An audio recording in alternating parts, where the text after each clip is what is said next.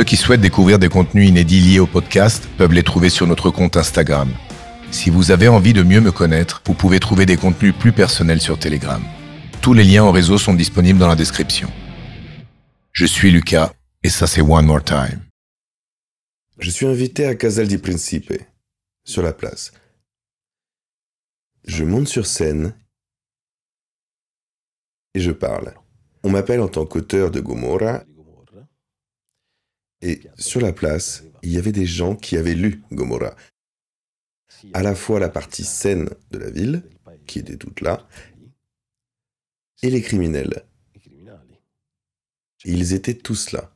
Il y avait les fils de Sandokan, les parents de Giovine, les chefs de zone, tous. Je reconnais certains d'entre eux et je dis ce que j'ai à dire. Disons que mon intervention est entièrement centrée sur le fait de se rebeller contre leur pouvoir. Comme s'il y avait beaucoup de jeunes. Je dis, regardez, ces noms peuvent être prononcés. Je sais bien, car j'ai grandi ici comme vous, dans ce territoire, que même juste les prononcer fait peur. Et c'est vrai, on disait jamais Zagaria, on disait lui, l'oncle, mais par respect. Ce n'est pas que Zagaria tuait si tu prononçais son nom, mais on ne prononce pas le nom d'un dieu en vain. Le nom d'un chef ne se prononce pas, par respect. Et je dis, les gars, on peut le dire, Zagaria, on peut le dire, Chiavone aussi. Et je sens littéralement l'air se figer. Et l'air se fige. Bertinotti me demande, mais qui sont-ils? Car il connaît le territoire criminel, mais pas toutes les dynamiques. Il y avait aussi l'assesseur à la légalité Corrado Gabriele, qui avait fortement voulu ma présence. Et pendant que je suis là, je continue en disant, apparemment, ils vous font du bien. Peut-être en payant le travail de vos parents dans les entreprises du bâtiment, mais en réalité, ils empoisonnent cette terre, ils l'ont détruite. Ce sont des lâches, car ils investissent leur argent ailleurs et ils vous laissent cet enfer pendant qu'ils sont partis. Tout dans ce style. Je les attaque en utilisant les codes que je connaissais bien. La lâcheté. Une autre fois, mais c'est pas ce genre-là, j'utiliserai la même expression pour guapo di cartone, une grande insulte. Guapo di cartone signifie que tu es faussement puissant, mais tu n'es rien. Et je le fais exprès, car ensuite s'engagera un conflit continu entre moi et le clan. Des attaques réciproques, une folie, bref. Ce jour-là, je termine mon intervention. Et tandis que je m'apprête à partir, Bertinotti finit par parler. Et moi, je suis intervenu avant. Et je suis sur le point de m'en aller. La garde rapprochée de Bertinotti me met une main sur l'épaule et dit « Non, toi tu pars pas tout de suite, pas après ce que t'as dit. » Et je demande « Dans quel sens ?» Il dit « Non, on t'accompagne à Naples. C'est pas bien que tu prennes le train. » Ils avaient ressenti une tension énorme, mais vraiment une tension inimaginable. Et là, il y avait Don Salvatore qui me regarde et qui dit « Mais qu'est-ce que tu as fait? Mais qu'est-ce que tu as fait ?» Il y avait aussi une autre personne, Francesco Pinto, dirigeant de Rai 3, qui était bouleversé par ces paroles. Il avait vu toute l'époque de l'antimafia dans les années 80, donc il connaissait bien, mais il s'y attendait pas. Personne ne s'y attendait. Moi je dis, mais moi vraiment, je me sentais très satisfait de les avoir défiés sur la place, tu vois, dans la capitale. Je n'étais pas effrayé. Et je sais pas pourquoi. Et c'est là que tout s'est écroulé. Je m'en rends pas compte, évidemment, mais un ordre est donné pour me faire du mal. Ce qu'on apprend ensuite vient d'une détenue qui découvre l'existence d'un projet. Le premier, il y en aura d'autres après, pour m'attaquer, me faire du mal. Il y a même une réunion dont nous apprendrons l'existence parce qu'elle nous est décrite et envoyée comme une lettre anonyme. Incroyable. Comme un journal d'assemblée. Cette personne écrit au carabinier et l'envoie aussi à la DIA, racontant cette réunion où tous les chefs de clan s'étaient réunis et avaient discuté de moi. Et l'ordre était tenir bon, rester immobile, sinon ils enverront des chars à Casal di Principe. Voilà la phrase. Un de ces chefs, toujours selon l'anonyme, dit « Mais si vous le faites, C'est-à-dire, si vous le tuez, alors ma famille doit être d'accord. Et pour le moment, on vote pour ne rien faire. Moi, je sais rien de tout ça. C'est que plus tard, alors que je reviens du festival Pordenone et Legge, dans le train, que le major des carabiniers de l'époque, Ciro Lavolla, ensuite on est devenu amis, m'appelle. À l'époque, je parlais aussi avec le général Gaetano Marruccia, des carabiniers, qui faisait confiance à mes analyses, et qui avait autour de lui des journalistes qui l'informaient avec leurs interprétations. C'était très intéressant. Et dans ces situations, souvent, la police, la finance, les carabiniers sont en dialogue avec les analystes du crime. Donc eux, les carabiniers de Naples, ils me reconnaissent, ils me connaissaient. Et ils savaient tout sur moi, déjà. Lui, dans le train, me dit « Robé, on t'a assigné une protection. » Et je rigole, hein. Oui, c'est-à-dire. Et je réponds « Eh bien, une escorte. » Mais dans quel sens? Non, pour l'instant, c'est une tutela. C'est une escorte, c'est plus qu'une voiture. C'est une seule voiture, une tutela, techniquement. Ensuite, les journaux appellent ça une escorte. Pareil, moi, à l'époque, j'ai eu immédiatement une tutela.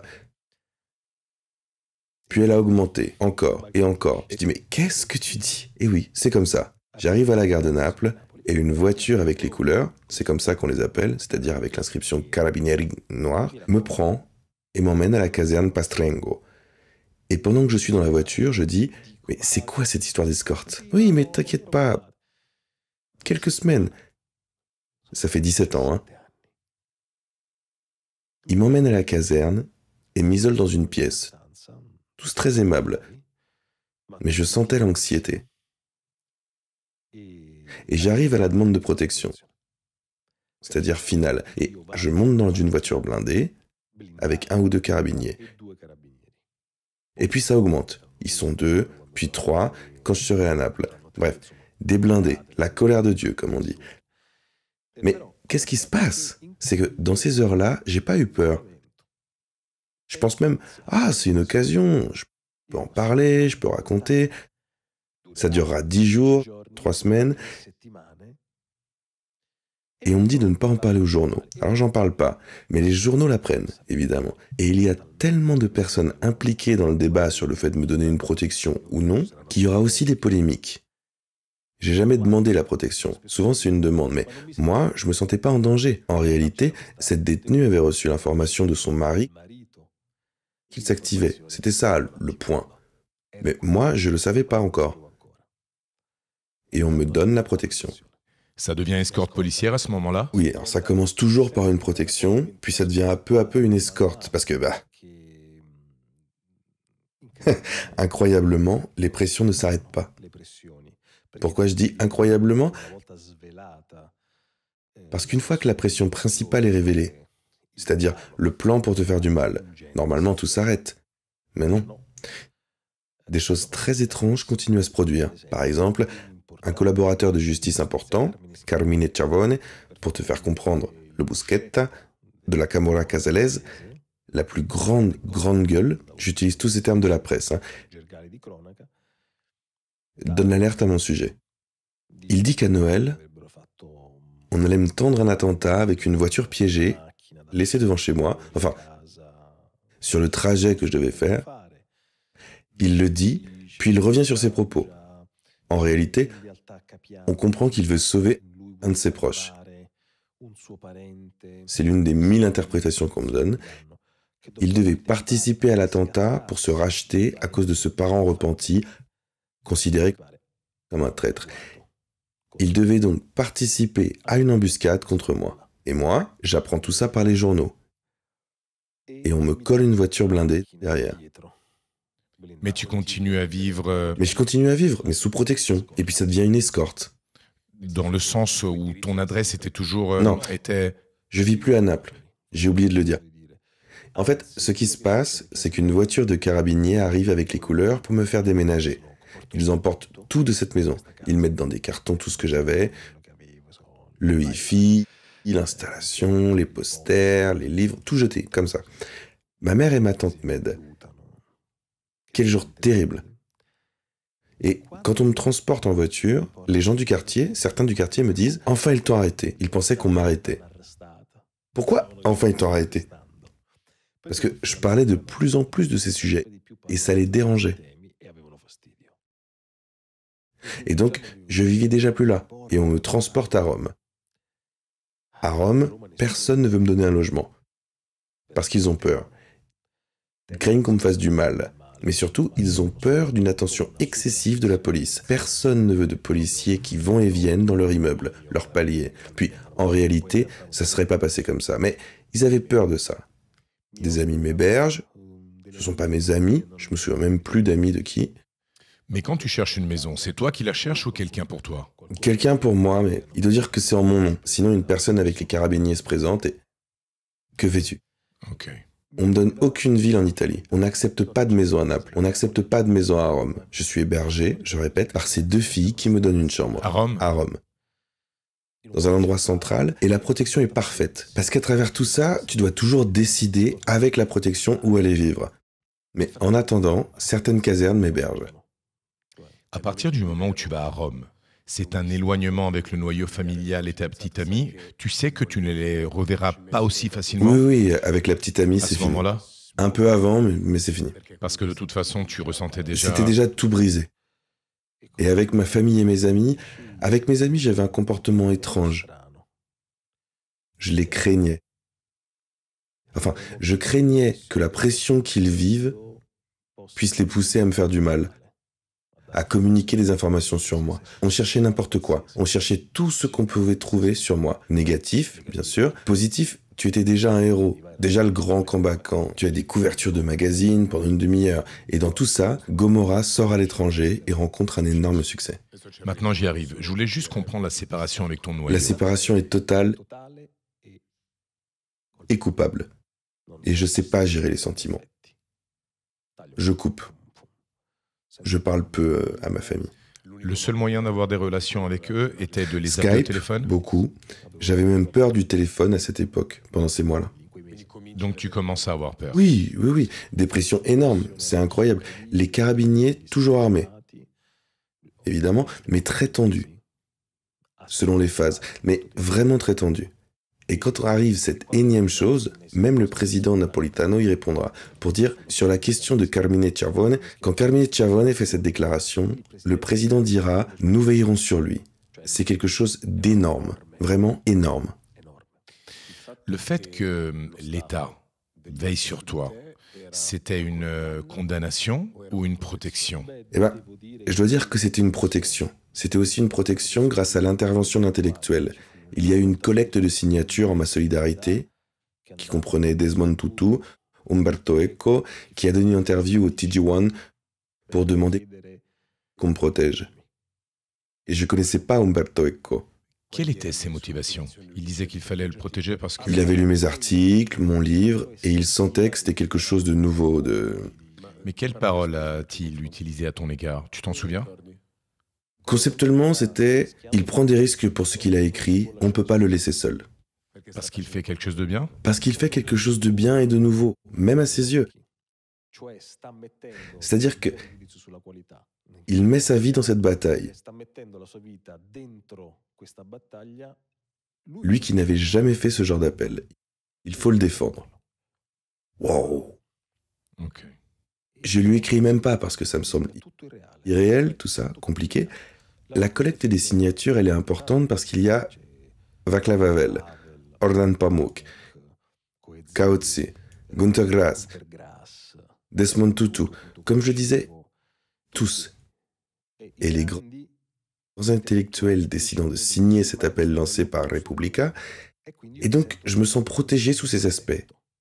C'est-à-dire que le monde a pris conscience de moi et je suis pas tout seul dans ce grand chaos. Tu te sens aimé à ce moment-là par ton pays, dans le sens où beaucoup se sont rangés de ton côté pour t'aider? Je me suis senti aidé par une partie de mon pays. Mais au tout début, inexplicablement détesté. Les légendes commencent à circuler. Tu sais, quand tu deviens célèbre, tu appartiens à tout le monde. Et je me souviens même d'une chose, pendant que j'étais à Rome, le téléphone, je sais même pas quelle polémique avait éclaté, je m'en souviens même pas tellement il y en avait tout le temps, ça parlait. C'est pas vrai ce qu'il a dit, c'est faux, c'est pas vrai. Pendant cet enterrement, le téléphone n'était pas dans le cercueil, mais à l'extérieur du cercueil. Des détails comme ça. Incroyable. J'éteins le téléphone et quand je le rallume, il vibre avec la quantité de messages, d'appels manqués, de SMS. C'était continu, au point que j'avais envie de le lancer par terre. Non, je ne l'ai pas fait. Et la tension devient énorme. Je réponds à un appel parce que, en voyant le numéro, je suis convaincu que c'est mon ami Diego. Mais c'est une personne qui me dit « Je suis de l'agence ANSA, est-ce que cette histoire est vraie ?» Je dis « Écoute, non, je veux pas répondre, ce sont des conneries. » Elle me répond « Ok, je vais publier cette information. » Non, je dis « Je t'ai pas dit que je veux pas répondre. Roberto, tu as déjà répondu. » Et là, je me rends compte que j'étais plus le journaliste, mais un personnage. Parce que si tu appelles un collègue pour avoir une information, et que ce collègue te dit « Non, écoute, ce sont des bêtises », laisse tomber, je ne dis rien, tu l'acceptes. Mais si tu es un personnage, n'importe quoi, même si tu éternues, tout devient symbolique et digne d'être rapporté. Et ça ne m'était jamais arrivé. Que n'importe quoi devienne quelque chose à relater. Quand tu entres dans la célébrité, c'est le quotidien. Des légendes, des légendes, des légendes. Ta famille, ton frère, ton père et ta mère, ont-ils reçu des pressions? Oui, relative. Dans le sens où mon père, quand il commence à ressentir une pression un petit peu forte, mais simplement des personnes qui demandaient « Mais pourquoi? Mais pourquoi? Mais pourquoi ?» fait une sorte d'intervention publique, pas un acte de prise de distance, mais pas en continuité avec moi. Okay. Et cela l'aide. Ça l'aide et il n'est pas du même côté de la lutte contre le crime. On va le dire ainsi. Tu comprends, tu donnes une lecture correcte de cette situation ou tu souffres? Non, je la comprends parce qu'on la coordonne ensemble. Okay. Mais il se passe quelque chose. Tu vois, par exemple, des années plus tard, concernant mon père, je fais un saut logique, mais selon moi, il y a une continuité. Un jour, je suis en Allemagne. Et je reçois des documents en ligne, donc un PDF, pour écrire un article. Une grande entreprise italienne de confiserie, selon les accusations, aurait été infiltrée par la Camorra. Je commence à en parler, à étudier le dossier. Je reçois un appel du rédacteur en chef adjoint du journal. « Roberto, ton père est dans cette enquête ?» Et je réponds « Laissez-moi m'en occuper quand même. » « Mais comment ça, mon père? Qu'est-ce qu'il vient faire là-dedans ?» Et quand je dis « Laissez-moi m'en occuper », c'est ce que je pense. C'est parce que je veux pas qu'il soit impliqué, d'ailleurs. Il faisait pas partie des suspects, il était juste cité. C'était un homonyme. Il se passe quelque chose de moche, de très moche, parce que je ne crois pas à mon père. Que je l'appelle pour lui dire « Mais qu'est-ce que c'est que ce bordel ?» On dit que tu t'es rapproché de certaines personnes, je me souviens même plus des détails. Et moi, je ne te crois pas. Tu mens. Tu as dû faire quelque chose. Et je crie. Et je me souviens que je frappais la table de l'hôtel du poing jusqu'à la casse. Et je l'ai même remboursé, donc je m'en souviens bien. Bam, bam, bam. La table se casse. J'ai du sang plein la main. Et je continue, rempli de rage. Mais pourquoi vous devez continuer à me ruiner la vie? Je criais comme ça, tu vois. Et pourtant, mon père avait raison. Le procureur de Naples, une semaine ou 15 jours plus tard, poussé par les journalistes, parce qu'il ne démentait pas, vu qu'il n'avait pas enquêté, finit par dire « Oui, il s'agissait d'un homonyme ». Les articles sont alors retirés. Mais pendant 10 jours, j'avais été massacré. Il doit regarder son père, il doit se poser des questions sur son père, tout ça. Tu t'es excusé auprès de lui quand tu Oui, as la vérité? Je l'appelle et je lui dis « Papa, mais je dois dire que mon père est un personnage un petit peu rusé, flegmatique. »« Ah oui, oui, comme ça, vraiment. »« Ah bon, oui, comme pour dire « Ça arrive, ce genre de choses. » Et puis tout est resté comme ça. Et en moi, au contraire, l'impact a été beaucoup plus fort. Il y avait un grand sentiment d'encerclement. J'essayais d'avoir le moins de relations possible. Je craignais que toutes les personnes qui me connaissaient puissent me trahir. Inventer des choses, n'importe quoi, parce que pour délégitimer une figure qui, dans tout ça, devenait de plus en plus... Je faisais de la télé, donc j'apparaissais à la télévision, et je devenais de plus en plus visible. Ce que je disais concernait les mafias. Donc je parlais à droite, à gauche, et c'est ce qui a été ma condamnation. Parler transversalement à un public qui n'avait pas un seul référent. Il y avait une grande haine, parce que, mais ça c'est ma version, c'est très difficile. Il n'y a pas de vraie solidarité entre ceux qui font ce métier. On est tous en guerre. Alors oui, on peut avoir quelques amitiés entre écrivains, quelques amitiés entre journalistes, et je parle d'amitié réelle, dans le sens où on s'apprécie sincèrement, mais la plupart sont en guerre. On est tous en guerre, les uns contre les autres. Le marché est tout petit. Si quelqu'un achète ton livre, il n'achète pas le mien. Voilà, c'est comme ça. Et donc, la solitude, elle a été totale. Et la colère que j'ai encore aujourd'hui, c'est « Mais vous vous rendez compte de ce qui se passe ?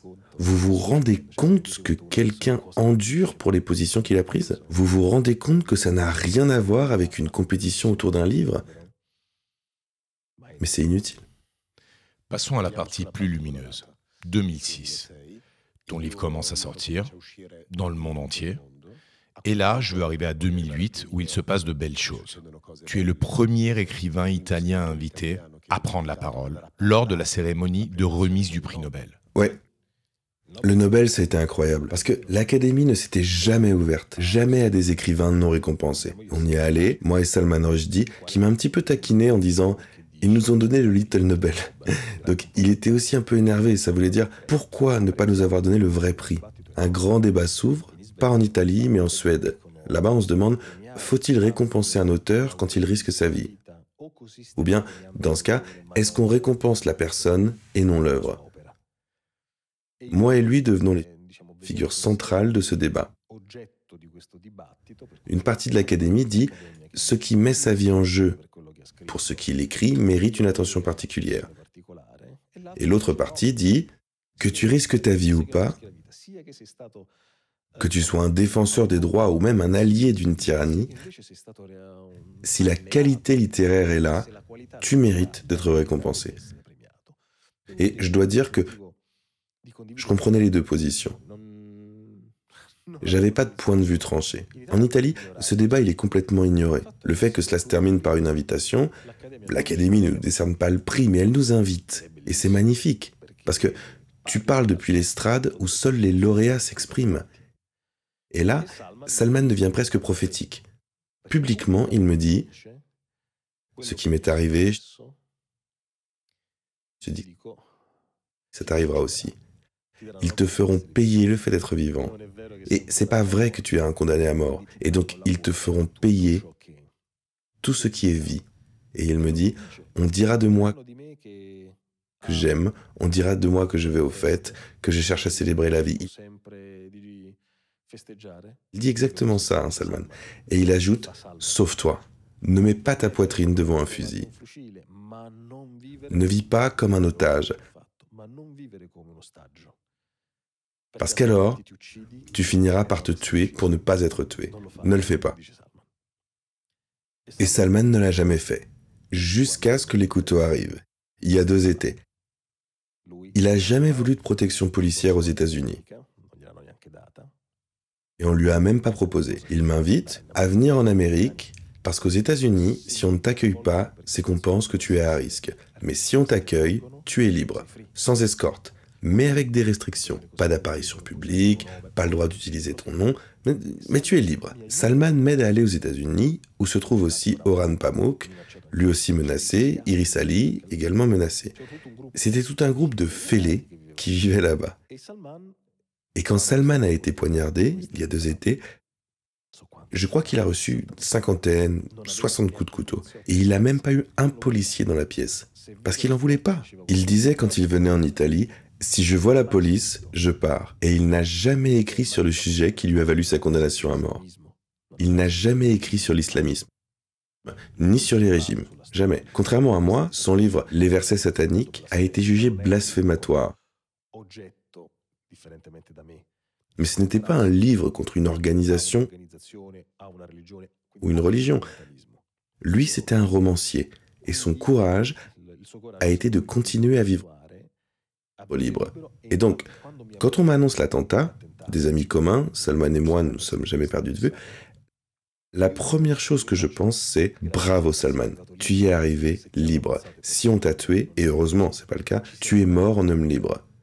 Parce que tu as été libre de bouger, de commettre des erreurs, de vivre, d'écrire ce que tu voulais, sans être enfermé dans l'étiquette de persécuté. » Évidemment, s'il y avait eu ne serait-ce qu'un seul policier, ce type avec son espèce de canif qui lui a donné 70 coups, il aurait été abattu sur le champ. Mais Salman ne voulait pas. Il ne voulait pas parce qu'il voulait vivre en homme libre. Moi, par contre, je suis resté piégé dans cette dynamique.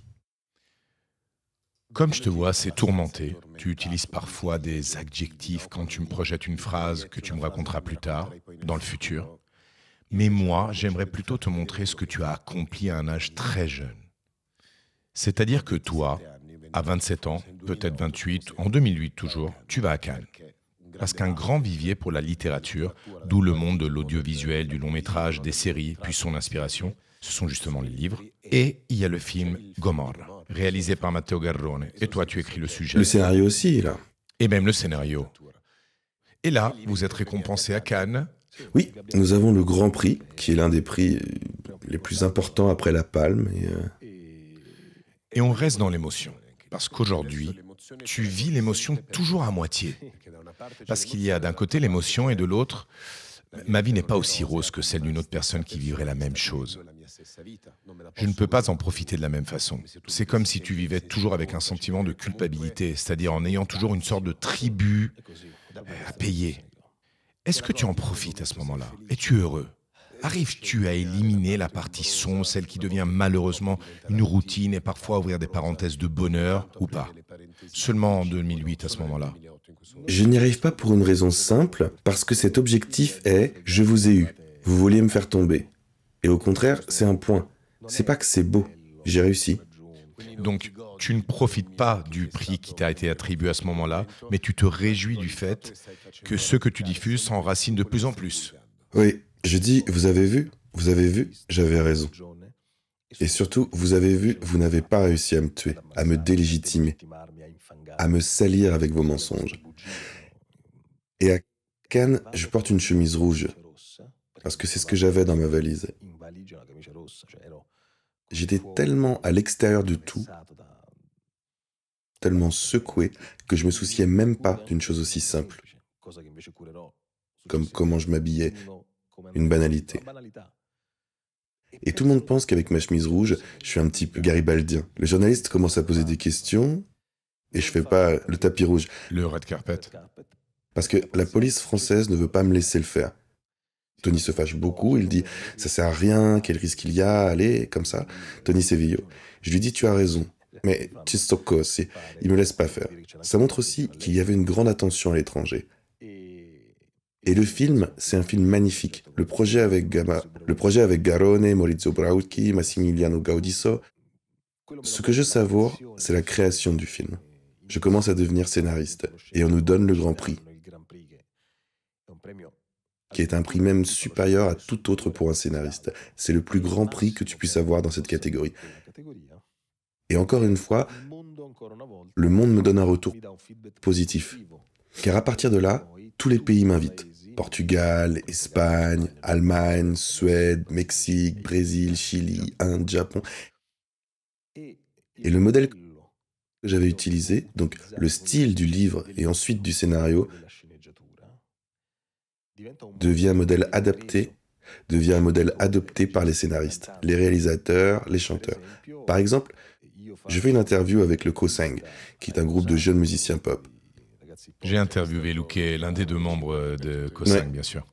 À une époque où le rap commençait à devenir napolitain, c'est-à-dire que la langue du rappeur était le napolitain, parce que c'est une langue authentique, et ça compte beaucoup, car ce sont les thèmes.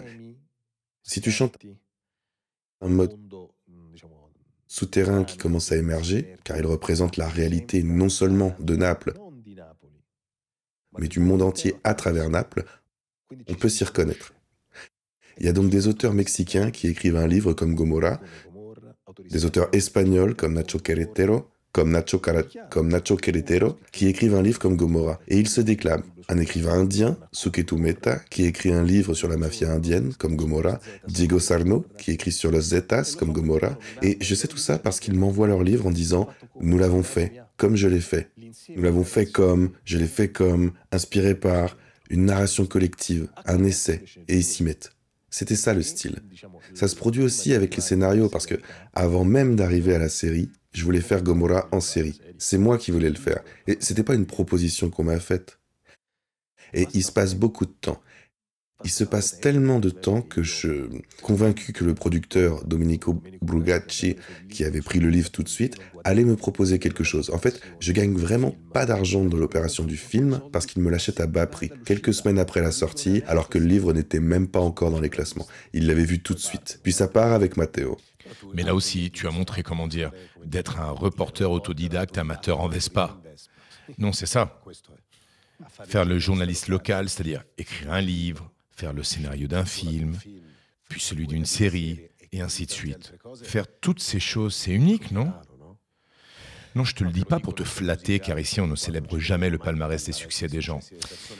Mais j'aimerais que tu ne l'oublies pas. Je l'ai vraiment oublié, dans le sens où je l'ai oublié parce que, tu sais, c'est très simple. Chaque jour, 20, 50 000 insultes. Je défie n'importe qui.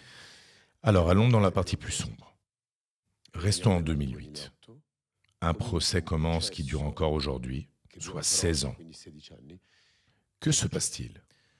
Il se passe que, pendant un procès, le procès Spartacus, le grand procès contre le clan des Casalesi, lors du second degré, j'ai allumé la lumière, c'est-à-dire que je suis allé physiquement aux audiences. J'y allais aussi lors du premier degré, mais j'étais inconnu à l'époque. Là, j'y vais en tant que personne célèbre. L'avocat, Santo Anastaso, avocat de Bidognetti, et à l'époque aussi d'Antonio Lovine, deux chefs de clan des Casalesi, lit une requête. Cette requête est interprétée par le parquet antimafia de Naples. Donc, c'est pas une plainte que j'ai déposée, comme une véritable menace. Le message est, selon cette interprétation, nous considérons que le responsable d'éventuelles condamnations des accusés, ils ne se définissent pas comme des boss, mais ce sont bien eux, sont plusieurs personnes. Et il les énumère. Il y a les magistrats Cantoni, Ecafino Diario, Ecafino di Rao, au niveau local, Rosabla Capaccione, un journaliste qui les a toujours suivis avec courage, même quand j'étais adolescent. Et puis ils s'en prennent aux responsables de la lumière jetée sur les Casalesi, le soi-disant romancier. Romancier, ici, c'est une insulte, un vendeur de fiction. Il n'utilise ni journaliste, ni écrivain, romancier, Roberto Saviano. Le message implicite, c'est « Si vous les condamnez, ces gens-là seront responsables. Il vaut donc mieux les condamner ou pas. » Le sous-entendu est clair. Ne les condamnez pas, transférez le procès ailleurs et tout restera sous contrôle. Quelle est la pire menace pour l'État? Celle-ci. Tu sais que s'ils sont condamnés, et ils le seront, ils viendront te chercher. Après tout, ils ont déjà été condamnés à perpétuité. Qu'est-ce que ça change? Ils ont déjà subi la peine maximale. Te frapper, toi, c'est surtout démontrer que personne ne peut traiter un membre du clan de cette façon. Surtout pas un jeune. Pas un personnage comme moi. Et attention, ils ne me considèrent pas comme un journaliste digne de respect. Le journaliste digne de respect, c'est celui qui suit le procès, les homicides, qui ne pontifie pas. Le théâtre, les séries, les films, les débats, les récits, les monologues. Cette approche, ils la trouvent insupportable, parce que c'est une attention constante, un conflit permanent. Alors qu'est-ce qu'ils craignent? Que si je les mets en crise, toute la confédération des organisations perde confiance en leur pouvoir. Si ce gars-là les fait vaciller, alors ce chef n'est plus fiable. Ma présence alimente donc leurs rivaux. Et c'est une dynamique que je connaissais bien. Don Pepe Diana a été tué par De Falco, les ennemis de Chiavone, qui à l'époque ne dominaient pas. Ils l'ont frappé pour montrer « Nous avons la force de tuer ce prêtre », ce que ceux qui condamnent n'osent pas faire, par peur. Pareil ici, attaquons Saviano, sinon on passe pour faible, et nos rivaux prendront le dessus. Donc moi, je deviens un instrument. Je deviens un problème pour eux à cause des dynamiques internes de l'organisation. Et à ce moment-là, je vivais déjà une situation compliquée. Parce que, au même moment, dehors, il y avait un personnage, Giuseppe Setolla, qui tuait. Il a commis le terrible massacre de Castel Volturno, tuant des jeunes Africains innocents. Il a tué Domenico Noviello, un entrepreneur qui, 20 ans plus tôt, avait dénoncé le clan. Et dès qu'il a perdu sa protection, ils l'ont tué. Ce sont tous des messages, donc tout explose. On emmène sur une île, à la frontière avec la France, un vrai cauchemar. On change sans cesse le lieu où je dors, la tension est énorme. En face, il n'y a pas que la solidarité. Une partie du monde politique commence à dire que non, tout ça n'est pas vrai, que c'est exagéré. Alors tu te retrouves écrasé entre deux forces, et c'est encore comme ça aujourd'hui. Une partie te rappelle que tu dois mourir, que tu es condamné à mort, et l'autre pense que tout est faux. Que si tu vis comme ça depuis 18 ans, c'est que tout est une mise en scène, que tout est inventé, et tu es écrasé entre ces deux forces. Rarement, ceux qui mettent la pression, d'un côté comme de l'autre, savent réellement ce qui se passe, ce qui s'est passé, ou connaissent les actes du procès. Et dans ces procès, c'est intéressant d'observer les boss. Ces mains parfaitement soignées. En prison, ils passent leur temps à se soigner les mains. Et dans ce cas, il y avait l'avocat comme accusé et le boss. Et là, j'ai ressenti une solitude immense, mais la vraie, celle qui te fait dire « Ok, c'est fini, j'ai tout raté », je crois. Même si j'ai obtenu des résultats incroyables que beaucoup n'attendaient pas en 10 vies, moi, j'ai la conviction d'avoir tout gâché, d'avoir vraiment jeté ma vie. Avant de revenir sur beaucoup d'autres choses importantes que tu as faites, je voulais parler de la protection policière. Quelle vie mènes-tu avec la protection? Raconte-moi dans ton quotidien, par exemple, si demain tu voulais partir en vacances, comment ça fonctionne? Et tu dois t'entretenir, demander une autorisation. Tu peux quand même le faire? Il te suffit juste de prévenir, de t'assurer qu'il y ait une procédure à suivre? C'est pas vraiment une autorisation. Tu dois simplement prévenir. Évidemment, s'il y a des situations critiques, tout sera signalé. Ça dépend aussi de la phase. Lors des procès ou quand il y avait beaucoup de tensions, pendant des années, ça s'est passé ainsi.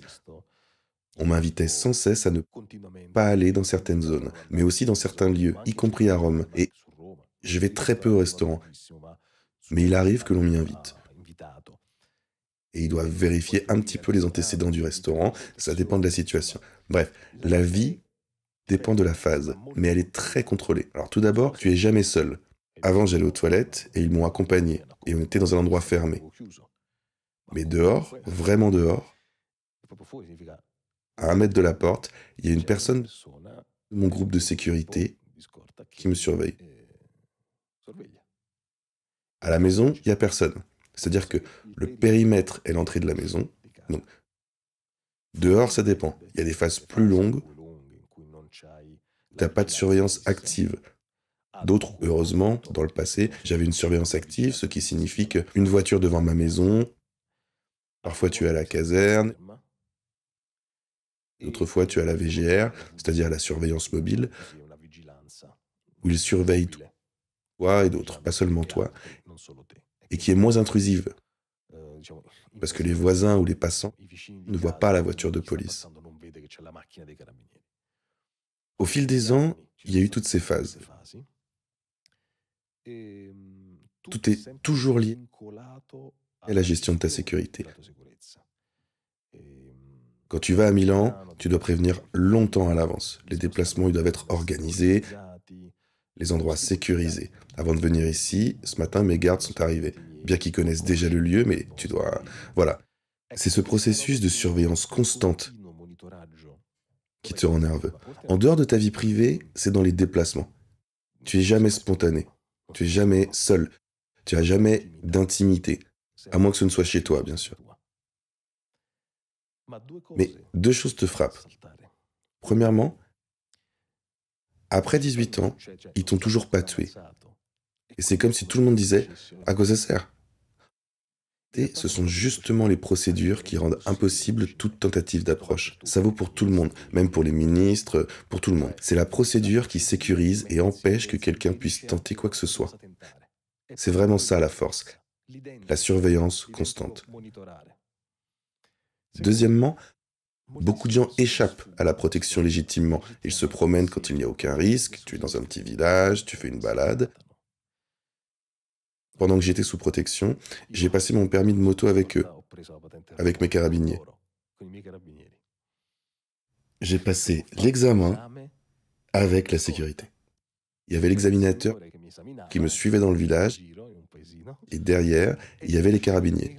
C'était une situation absurde. Tout comme quand je me suis fait opérer des reins, Et bah, dehors, il y avait eux. À Rome, tu as toujours les mêmes personnes? Oui, plus ou moins. Et puis, au fur et à mesure que tu te déplaces, si tu viens à Oui, Milan ou ailleurs, ils exactement. se joignent à d'autres qui peuvent changer.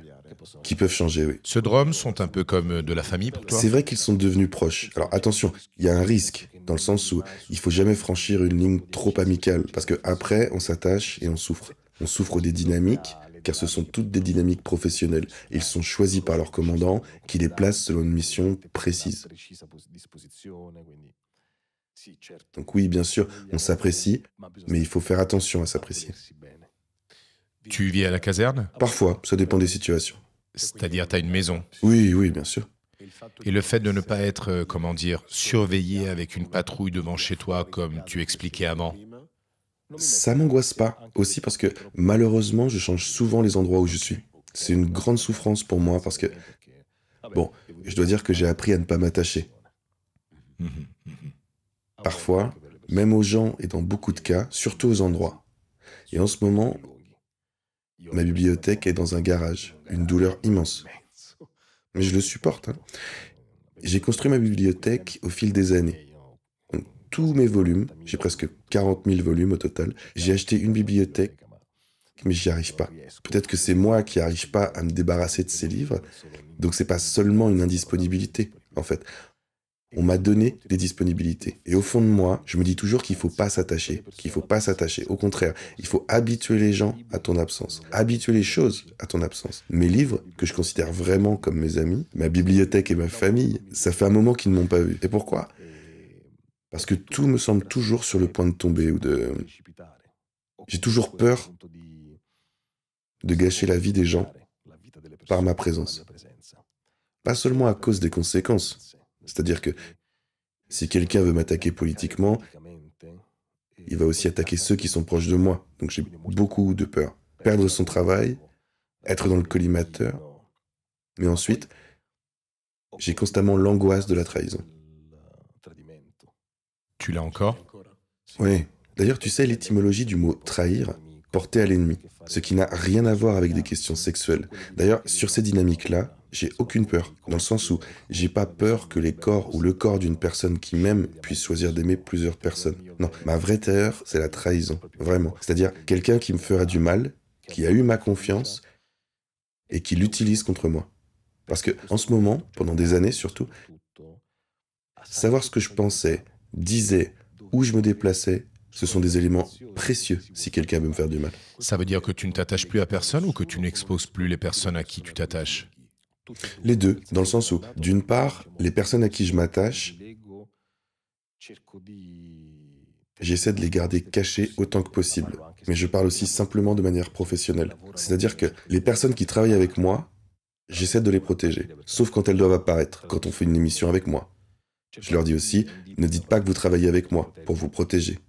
Il faut aussi imaginer des amitiés, même des amitiés professionnelles. C'est-à-dire, même quand le périmètre est plus clair, j'y arrive jamais complètement. Je m'attends toujours à ce que, tôt ou tard, quelque chose explose, que quelque chose sorte, comme si quelqu'un profitait de moi, ou si quelqu'un m'aimait toujours pour obtenir quelque chose. Revenons aux besoins humains, que ce soit un homme ou une femme. Le sexe. Tu as des rapports sexuels, tu réussis à en avoir? Non, Oui, parce que oui, c'est oui, important. oui, oui. C'est une question... ouais. Oui, grâce au ciel. C'est beau de dire au ciel, comme si c'était un destin. Non, non. Il est fondamental de prendre soin du corps. Faire du sport, par exemple. Et récemment, j'ai décidé, par exemple, de faire du sport dans une salle de sport publique. Plus dans les casernes des carabiniers où j'allais avant. Le sexe, c'est une dynamique fondamentale. Bien sûr, se détendre, c'est extrêmement difficile. Extrêmement difficile. Mais l'intimité, au début de mon parcours, était difficile, en sachant qu'il y a des gens dehors, il faut le dire, souvent c'est sous l'immeuble, parfois dehors. Moi, par exemple, une fois... Dehors, ça veut dire devant la porte? Devant la porte, oui. Oui, parfois ça arrivait, il y a de nombreuses années. Au début, ou même en France, en Suède, en Espagne, j'avais des personnes assises dehors. Une fois, la situation était tellement compliquée après la menace des bidognetti qu'en France, j'ai été protégé par l'antiterrorisme. Et craignant que je puisse me faire du mal moi-même, La garde rapprochée a gardé la porte ouverte. J'ai dormi avec la porte ouverte. Pas complètement grande ouverte, et ce monsieur armé d'un fusil. Un fusil, donc une arme d'assaut, pas un pistolet, hein, a surveillé mon sommeil. Et quand j'ai demandé pourquoi pas fermer la porte, les fenêtres sont en sécurité, il a dit oui, mais c'est une situation de grande tension. Ici, il doit rien se passer. Même toi, tu dois pas te faire de mal. Quoi que tu penses, hein, enfin continuellement. Par rapport à la protection qui t'est donnée par l'État, aujourd'hui, en ressens-tu le besoin? As-tu peur ou non? Non, non. Alors, le risque est toujours celui, disons malheureusement, public. C'est-à-dire que il y a des années, par exemple, le ministre de l'Intérieur Salvini a commencé à faire campagne politique sur ce sujet. Peut-être que tu te souviens, il a dit « Quand je serai au gouvernement, je retirerai la protection à Saviano et j'arrêterai les luxes des immigrés clandestins. » Et pourquoi? Eh ben, c'est quelque chose de très lourd. D'abord, c'est comme si un médecin disait, en faisant monter un malade ou un présumé malade sur scène, « Et selon vous, a-t-il un cancer ou pas ?» Les gens disent « Non, mais je pense qu'il va très bien, regarde sa tête. » Et d'autres disent « Non, mais je pense qu'il l'a. » Mais même le fait de poser cette question, c'est exactement ça la protection. C'est pas que tu peux la donner ou l'enlever sans rien savoir, en laissant ça à l'opinion publique. C'est pas un mérite. Avoir une protection ne signifie pas que tu es une bonne personne, c'est pas comme ça. Trieb, qui a eu une protection toute sa vie, parce qu'on voulait l'éliminer. Le nazi des fosses ardéatines. La protection, c'est pas un mérite, c'est une procédure. Fin de l'histoire. Faire passer ça pour « Ah oui, comme toi tu as la protection, tu es un idiot. » Mais c'est pas comme ça, c'est pas comme ça. C'est pas quelque chose de valeur. Ensuite, ça devient de la valeur si tu racontes pourquoi tu l'as eu. Mais en ce qui me concerne, c'était terrible. Tu sais pourquoi? Pas parce qu'à ce moment-là, après cette déclaration, j'ai senti qu'on me l'enlevait. Non, au contraire. Je me suis dit, mince, on me la retirera pas. Parce que lui, dans ce cas, je comprends pas pourquoi il a fait ça délibérément à une personne. Si tu dis que quelqu'un a la protection et que tu la retires, tu mets une cible sur cette personne. Donc, on ne te l'enlève pas. La protection, quand elle est enlevée, parce que peut-être les raisons tombent ou que la personne n'en peut plus, ça se fait toujours en silence. On te la retire petit à petit et tu n'en parles plus. Peut-être que tu ne l'as plus et là, je t'aurais dit, oui, tout va bien. Continue comme ça. Mais peut-être que je l'ai plus. On fait retirer la protection en silence parce qu'autrement, tu exposes cette personne. Qu'elle soit ministre ou ancien ministre, tout le monde peut t'atteindre sans protection. Tu dois pas le dire. Si lui avait vraiment voulu me la retirer, il aurait dû le faire en coulisses. Et peut-être me libérer aussi. Je fais le lien avec le fait que tu aies parlé du ministre Salvini parce que je voulais parler de la colère. Tu es le seul écrivain italien qui a été poursuivi en justice par un Premier ministre. Je parle du président du Conseil Meloni. Parce qu'à ce moment-là, tu as exprimé quelque chose avec colère. Avec colère. Beaucoup de colère. Tu as parlé de la colère dans cet hôtel où tu as tout cassé, quand tu parles avec ton père, non? Donc j'ai vu des vidéos en ligne où tu parles parfois de la colère. Cette colère qui dans ce cas t'a peut-être poussé à dire quelque chose de mal parce que tu aurais pu l'éviter, non? Cette plainte. Ou bien tu la revendiques encore? Non, je le revendique. C'est-à-dire que je voulais vraiment arriver à stigmatiser ce comportement. J'ai dit « bastardi » quand j'ai utilisé cette expression. Je voulais stigmatiser un comportement avec un mot fort, radical, pas politique, pas éduqué. Parce que, de mon point de vue, qualifier un navire qui secourt une ambulance, qui secourt des migrants désespérés, de trafiquants, de taxis de la mer, dire que ces navires, ceux qui sauvent des vies, devraient être coulés, c'était être infâme. Et je voulais vraiment utiliser ce mot pensant que la démocratie pouvait me le permettre. Et j'ai été jugé, condamné, et j'ai encore des procès en cours pour ça. Parce que j'ai qualifié Salvini de ministre de la mafia en citant Gaetano Salvemini, qui avait qualifié ainsi Gliotti. Ce sont tous des éléments que tu appelles de la colère. Mais c'est une colère consciente. Dire consciente dans le sens où je choisis ces mots qui ne me viennent pas instinctivement. Il y a une forte émotion, mais que je choisis. Et c'est une colère qui ne s'éteint pas. C'est-à-dire que je suis dans une dimension où mon corps, malheureusement, coïncide avec mon engagement et mon travail. Je dis malheureusement parce que normalement, il devrait y avoir, j'aurais voulu être capable de distinguer. Et pourtant, je suis dedans. En fait, je porte mon corps. Il devient le témoin de ce qu'il vit, de ce qu'il dit. Je paye les conséquences par rapport à beaucoup d'autres qui font ce travail et qui, au contraire, ne paient pas les conséquences. Mais à juste titre. Par exemple, ils sont prudents. À juste titre, ils sont prudents. Quand on m'a annulé l'émission ou quand j'étais au tribunal, très peu d'amis écrivains se sont, parmi lesquels Michela, qui me manque beaucoup, Michela Murcia, se sont investis physiquement pour être avec moi. La plupart sont restés silencieux. Je suis attaqué pour que tous les autres restent prudents. Et ils le sont, en fait. Dans beaucoup de cas, ils sont des lâches. Ils ne prennent pas position. Ils la prennent seulement à l'intérieur de leur livre, en sécurité. C'est pas quand ils m'ont annulé l'émission et qu'ils sont venus physiquement à mes côtés en disant « on ne peut pas travailler dans un pays où on censure une émission sur la mafia, ça n'existe pas ». Ils ne le font pas. Mais alors qu'hier encore, l'attitude d'eux me paraissait seulement lâche, aujourd'hui je comprends. Ils se protègent. Ils protègent leur travail, ils protègent leur vie. Et c'est pas seulement la lâcheté, bien que je le perçoive aussi. Et en moi, il n'y a pas seulement du courage, mais aussi quelque chose de presque suicidaire. Continuellement se mettre toujours au milieu, constamment, non? Être toujours, comment dire, en lutte. Michela, une fois que je suis intervenu pour défendre quelque chose qu'elle avait dit pendant le défilé de juin, il y avait eu toute une polémique sur la salutation des militaires. Et elle me rapporte et elle me dit « Arrête de jouer les chevaliers blancs. Et tu es venu ici aussi. » Et elle m'a dit « Je te remercie, mais... » Et c'est vrai, c'est-à-dire que l'imprudence n'est pas toujours un témoignage de courage. Si je pouvais revenir en arrière, je construirais ma vie, non pas de lâche, parce que c'est pas dans ma nature, mais plus prudemment. Et la prudence, c'est pas un élément négatif ou d'hypocrisie. Je l'ai pas eu. Je l'ai pas eu, et je sais pas pourquoi. Dans ma tête, j'étais convaincu que je mourrais jeune. J'ai eu une condamnation à 26 ans, des procès sur des procès avec les mafieux qui sont en conflit permanent avec toi. Augmente ta protection. T'as une partie de la politique qui en réalité ne t'aide pas. Elle ne t'aide pas.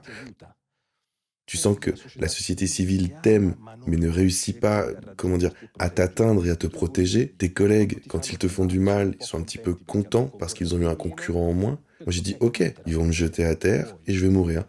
Et c'est ainsi que je l'ai vécu. J'ai 26 ans sous protection, 30 je suis mort. Je joue, dans le sens où je me jette dans les flammes. Partout où il y a une bataille, je suis dedans. Qu'est-ce que ça me fait? Vous pensez au prix Strega? Moi je pense à quelque chose de beaucoup plus grand, et sur un plan international. Quand il y a Occupy Wall Street, à New York, le dernier grand mouvement qui va impacter toute l'opération sur Prime, ils appellent le sol italien, j'arrive. Et donc, à l'intérieur de moi, je me dis, voilà. Et surtout, je pense qu'ils vont tenir. Parce qu'ils vont me briser. Parce qu'ils vont me tuer. Et qu'est-ce qui se passe? Ils m'ont emprisonné. Et à un moment donné, je me suis retrouvé avec la vie désertifiée et avec les résultats dont tu parlais, qui existent, mais qui sont donnés pour acquis. Quand nous avons fait la série explose dans le monde. Gomorrah, la série explose dans le monde. Elle reconstruit la manière d'écrire la série parce que je retire le bien. Nous décidons de retirer le bien de la série. Il n'y a pas de magistrat bon, de policier bon. Tout est vu du point de vue du criminel, où le bien est une interférence. Et ça devient un style. Et là aussi, c'est très particulier. Quand la série est acclamée parce qu'elle est merveilleuse, elle est bien réalisée, elle a créé une série infinie, non? De style, Mare Fuori descend directement de là, et mille autres, même en France, en Allemagne, aux États-Unis. Quand, au contraire, Gomorrah est accusé d'inspirer les criminels, c'est Saviano. L'élément polémique, c'est toujours toi. En effet, je voulais en arriver là. Donc, les médias internationaux disent que fondamentalement, c'est l'une des séries plus belles jamais produites dans le passé. Ouais. Elles ont inspiré une nouvelle manière de faire des séries. Mais aujourd'hui, certains de tes détracteurs te disent que tu as sali Naples. Et tu as inspiré les criminels à commettre des crimes. Alors, concernant la première accusation, qu'elle soit mensongère est objectif. Tu sais pourquoi? Naples est en ce moment l'une des villes les plus visitées de la Terre. Le tourisme a envahi la ville. Si je l'avais sali, si j'avais diffusé la terreur sur cette ville, ma ville, il y aurait eu l'effet inverse. Méfiance, fuite du tourisme, parce que on part d'un présupposé absolument erroné. Parler du mal diffuse le mal. Ça a toujours été le cas dans toute la littérature du 19e siècle. Ils arrêtaient les livres d'Émile Zola parce qu'ils disaient qu'ils diffusaient la prostitution en parlant de protagonistes prostituées. Mais c'est pas le cas.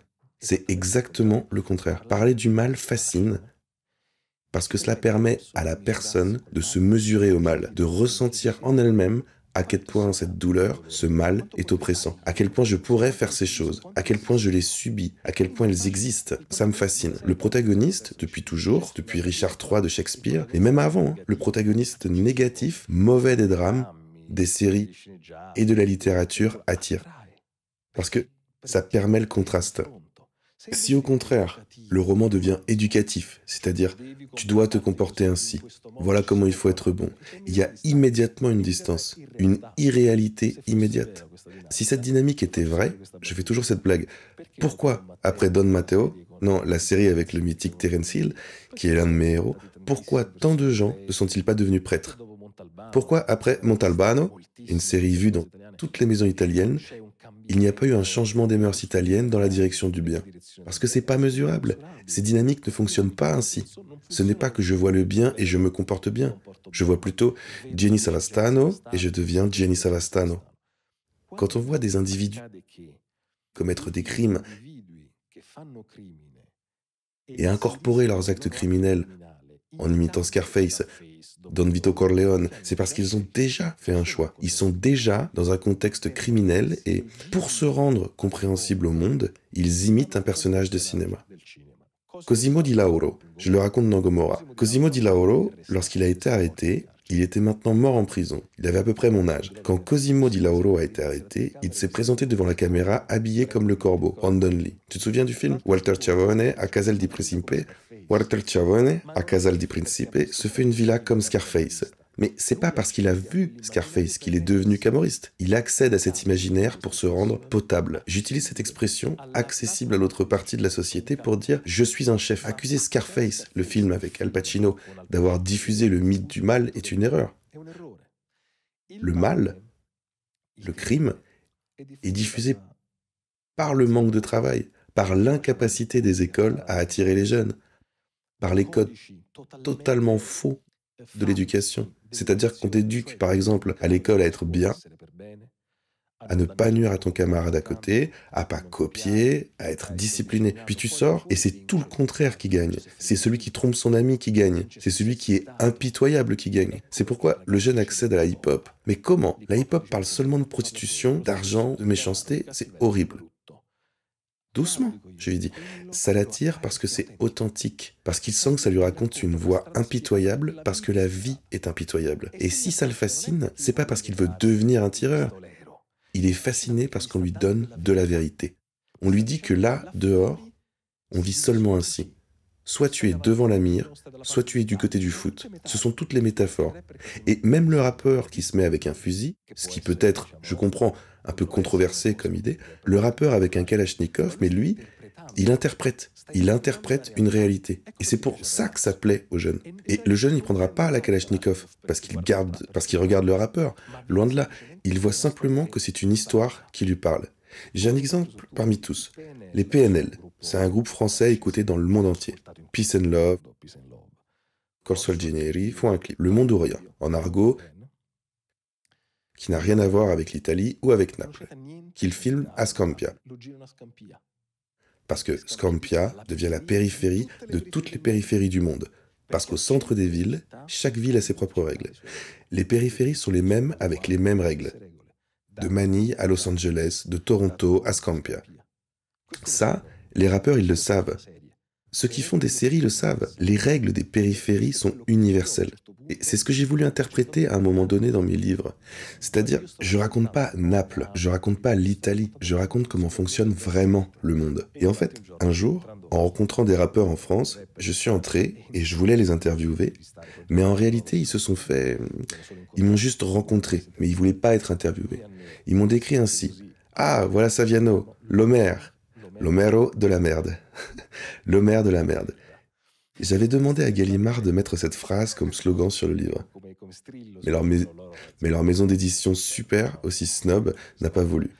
Mais je suis ça. Mais je suis ça. Je suis, en quelque sorte, peut-être cette définition m'a plu. L'Homéro de la merde. Parce que tu chantes la merde, l'horreur, le crime, le meurtre, qui résiste à tout cela. Mais c'est ça. Voilà pourquoi j'ai trouvé terrible l'accusation, non seulement faite à moi, de dire que si tu racontes ça de cette manière, délégitime la ville, et pire, tu inspires négativement les jeunes. Et tu sais qui dit cela? Souvent ceux qui n'ont jamais prononcé un mot sur le fait que Naples soit le plus grand marché d'armes d'Europe. Mais comment? C'est une série qui crée des meurtres et non la diffusion des armes. Tu penses vraiment que la raison pour laquelle la personne prend un pistolet, c'est à cause d'une série? Et même le charme. Don Vito Corleone est fascinant. Richard III est fascinant. Les personnages de démons de Dostoïevski sont fascinants. Les personnages de la littérature sont cruels et fascinants. C'est pas que je dois forcément accéder à Aristote, mais l'idée qu'il dit, regardez le mal d'un point de sécurité, c'est-à-dire le lecteur ou le spectateur, nous permet de ne pas avoir cette angoisse de quand tu vis le mal, mais qu'on te pointe une arme ou qu'on tue une personne qui t'est chère. Là, tu peux pas vivre. Tu subis. Si tu l'observes, tu le comprends. Et éclairer signifie toujours transformer. C'est ça qui s'est passé aussi dans le Bronx. Quand les films ont commencé à raconter le Bronx a complètement changé. Et en fait, Scampia a changé. Et en fait, Naples a changé. Mais personne ne le reconnaîtra jamais. Jamais. Tu as cité Dostoïevski, je me souviens, peut-être en 2015, il y a 10 ans, je crois, à Amici, où tu avais apporté... Les Nuits Blanches. Exactement. Je crois qu'à chaque fois que tu faisais ces interventions, tu aidais peut-être aussi à générer un écosystème financier, à vendre plus de copies, non, aux auteurs, même s'il est décédé. Même d'autres livres sont sortis. Je me souviens aussi d'un autre moment... La Szymborska. Très bien. La poétesse. C'est le nom qui ne me venait pas, mais je me souviens aussi qu'il y a quelques années, tu avais fait une apparition sur Rai 3, réalisant un record absolu d'audience. Je ne sais pas si ça avait déjà été passé. Très bien, 30% de marché, 9 millions d'Italiens sur Rai 3, donc un chiffre important. Alors, je cite des choses, non? Tu as écrit 000, tu as fait la série, tu as fait la Paranza des Bambini, 2019, tu vas à Berlin, vous gagnez l'Ours d'argent. Tous ces succès, je crois, t'ont largement prouvé que tu es une personne très compétente, talentueuse et spéciale. Mais crois-tu que tous ces succès te consument? D'une part, ils m'ont isolé, dans le sens où, peut-être, attention à la responsabilité qui est la mienne, j'ai pas su utiliser et capitaliser ces succès. Je les ai toujours utilisés pour mon combat. Quand je gagne l'ours, je le dédie aux ONG qui sauvent des vies en mer. Je continue de penser que ces succès, quand je fais 000, que Drake, à un moment donné, fait un post et dit « c'est une série fantastique », Stephen King l'a fait aussi. Il a fait un post sur Twitter, ouais. Et tu sais, ces choses, à un moment donné, j'ai l'impression qu'elles n'ont plus d'importance pour moi, comme si elles étaient données pour acquises. C'est comme lorsque... Je donne un exemple. Je sais pas à quel point il est pertinent, mais pour moi, il m'a aidé. Un jour, je suis à New York, et un manager de Madonna me dit « Tu sais, maintenant pour donner l'information d'un concert de Madonna, je dois donner. C'est-à-dire, après que le concert a eu lieu, qu'elle soit tombée, qu'elle ait été ivre, ce qui s'est passé, parce que si c'est complet au stade, c'est plus une nouvelle. Et donc, on a l'impression qu'il travaille plus vraiment. Tandis que, si tu dis qu'elle est tombée, qu'elle a vomi, ça devient l'information. L'élément toujours négatif, parce que le positif, ok, c'est bien, on le sait. Maintenant, c'est pas, disons, vraiment comparable à la situation d'un non-chanteur, mais c'est vraiment souvent comme ça. C'est-à-dire que si tu peux pas obtenir des résultats internationaux aussi incroyablement grands et avoir un isolement aussi fort, et tu as, je sais pas, les festivals qui te bloquent, les émissions qui te sont interdites, les projets qui se sont arrêtés, pourquoi? Parce que le gouvernement te considère comme un ennemi, un rival. J'ai pas encore bien compris. Je me suis jamais présenté en politique. J'ai jamais eu, au fil des ans, des demandes de la Ligue, de l'extrême gauche, du PD. Tout le monde m'a demandé de me présenter ces dernières années. Tout le monde. Mais je me suis toujours considéré comme ce que je suis, un écrivain. Je peux te poser une question? Parce que nous nous sommes rencontrés avant de faire cette interview. Et je t'ai trouvé une personne très polie. Et quand tu défends tes déclarations, on parlait de Mélanie avant, ça ne correspond pas à ce que je connais de toi. Et je me demande, avec ta popularité, tes grandes capacités oratoires, tu ne penses pas qu'avec l'éducation, tu pourrais obtenir bien plus en parlant avec les personnes directement concernées? Moi, je te demande Ah par oui, curiosité avec les personnelle. intéressés. Oui, mais je le fais. Et je l'ai fait. Et il y a des moments où, cependant, et c'est normal de ne pas être d'accord, j'accepte cela. Il y a des moments où j'ai voulu crier. Ok. Crier littéralement. C'est-à-dire que en face de l'urgence en mer, j'ai crié et j'ai crié. À ce moment-là, il y avait cette mère qui avait perdu son enfant en mer. Youssouf? Oui, Youssouf, exactement, Youssouf. Et elle a dit « I lost my baby ». J'ai perdu mon enfant. Et là, j'ai dit « Mais comment pouvez-vous dire que ce sont des croisières? Comment pouvez-vous dire que ces navires des ONG doivent être coulés? Comment pouvez-vous dire ça? Ça suffit. » Et j'ai utilisé l'insulte. Et c'est là que c'est venu. Beaucoup d'amis m'ont aussi dit « Non mais pourquoi tu leur as donné raison? J'accepte tout. Mais pourquoi est-ce que je suis aussi conscient Ce de n'est ça? pas un jugement, Non, juste une mais question. je comprends le sens de ce que tu dis. Parce que la puissance de l'éducation est parfois belle. Bien sûr, mais je Bien l'utilise. sûr. C'est un travail continu. En fait, c'est un dialogue constant. Même quand il y a des moments aigus. Et maintenant, cette dynamique qu'ils utilisent d'isolement me met beaucoup d'anxiété. Donc, à la rail, tu vas pas... Ils te bloquent là où ils peuvent te bloquer, partout. Et la disproportion énorme entre le pouvoir politique et le pouvoir de la parole. Les gens ont tendance, surtout à cause des réseaux sociaux, à considérer les abonnés, l'influence comme comparable au pouvoir politique. Mais c'est pas vrai. L'influence, elle est relative, temporaire. Oui, c'est plus C'est éphémère. totalement éphémère. Le pouvoir politique, il est réel et il a une disproportion. D'ailleurs, c'est dans la Déclaration des droits de l'homme que plus le pouvoir politique est grand, plus la tolérance à la critique doit être grande, plus la tolérance à l'engagement doit être grande. Il est évident que les mêmes mots adressés à un citoyen privé ou une autre signification et doivent être évalués différemment, mais pas envers le pouvoir. Et moi, par rapport à ce que tu m'as demandé, c'est-à-dire les résultats, je me demande comment est-ce qu'il est possible qu'avec tous ces résultats, je ressente toujours une lutte et une angoisse comme si j'avais commencé à travailler hier. Parce que les résultats, ils font partie d'une dynamique beaucoup plus complexe. C'est-à-dire que mes livres, mes séries, mes films, ils vont construire une position sur le monde, un point précis, inconfortable, jamais destiné à Et tu divertir. sens qu'on ne te reconnaît plus rien de tout ça? Je sens qu'il y a une stratégie pour abattre un symbole. Tandis que si j'étais un scénariste, comme beaucoup d'autres, même bon, on te juge comme scénariste, on te juge comme écrivain. Et en fait, la plupart des gens évitent de prendre position. Et s'ils le font, c'est toujours dans un cadre bien défini. Et la réponse habituelle, je le fais dans mes chansons, je le fais dans mes livres. C'est légitime, je le répète, je pense que c'est légitime. Mais cela me laisse seul. Un jour, Sandro Baricco a dit dans un podcast « Morgia, Saviano ». Un peu, je les ai supportés, subis, parce que ce sont ceux qui disent que si tu ne prends pas position, tu es complice. Et il disait quelque chose de très intéressant. Il disait « Je peux prendre cette position dans un an. Je peux la prendre avec un poème. Je peux la prendre en privé. Mais je ne veux pas m'exposer. Pourquoi me juger ?» Et il a raison. Mais nous, non seulement nous ne t'avons jamais jugé, mais nous demandions du secours parce que nous étions seuls. C'est le contraire. Il n'a pas compris une chose fondamentale, que son silence légitime d'artiste et que personne ne peut l'évaluer ni le juger, nous laissait souvent seuls. Et le nôtre, c'était un cri. On n'avait pas de pouvoir. Lui, à un certain moment, le signalait aussi, cela. Ça nous donnait un pouvoir que l'écrivain n'a pas. Et c'est pas vrai, c'est le contraire. En fait, nous avons eu des couvertures et des mondes éditoriaux entiers contre nous. Et cela a fait école, parce que j'ai perdu. Cela, selon moi, c'est objectif.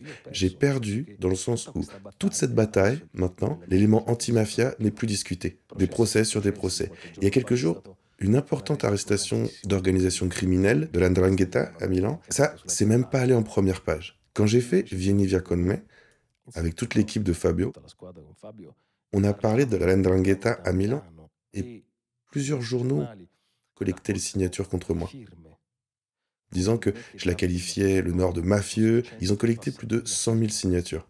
contre moi, disant que je qualifiais le Nord de mafieux. Pense, 18 ans après, la 'Ndrangheta est encore objectivement présente dans tout le nord de l'Italie. Tu dis, alors c'est ta victoire. Parce que à la fin, qu'est-ce qui se passe? La vérité arrive, mais l'attention disparaît. Comme Naples. Mais alors, Naples, qui devient une ville touristique en ce moment, assiégée plus que Venise, a plus de B&B que Venise, c'est-à-dire que Naples devient une ville enfin ouverte et prête. Donc tu as gagné? Non. Tout le reste disparaît. Les mêmes personnes qui t'ont accusé d'avoir sali Naples sont celles-ci, en ce moment, profitent du tourisme. Donc avant silencieuses et omertueuses. Et maintenant, elles profitent de ta lutte. Et en fait, rien n'est venu de Naples. Rien n'arrive. Pas de projet, pas d'invitation, pas de chair, rien. Tout vient du reste du monde. Rien n'arrive. Pourquoi? Parce que vous allez souligner leur omerta, leur silence et leur complicité. Et ils n'ont rien fait. Ce que je veux dire, ce sont ceux qui m'ont attaqué ces dernières années. Ensuite, il y a une autre partie, très active, à laquelle je me sens lié. Mais ce que je dis souvent aux gens qui m'aiment, qui me soutiennent, c'est que souvent, je ne vous vois pas. Pour moi, l'ennemi arrive, l'amour est beaucoup plus distant. Tu te rends compte que le jour où tu ne seras plus là, tu seras une personne incroyablement iconique. Je sais pas. C'est-à-dire, comprends-tu ta valeur? En d'autres termes, tu sais que tu as laissé quelque chose de très important à la société et aujourd'hui je te vois vivre dans le tourment et tu te concentres beaucoup sur ce qui te fait souffrir mais tu ne te donnes aucun mérite pour quoi que ce soit et tu ne navigues pas dans la partie belle que la vie t'a donnée. J'espère, ce que tu me dis m'émeut. J'espère être capable, même en lâchant un peu, même en lâchant un peu, abandonner, et peut-être que c'est le moment. C'est absolument pas une défaite, c'est commencer un nouveau chemin latéral, et aussi reconnaître...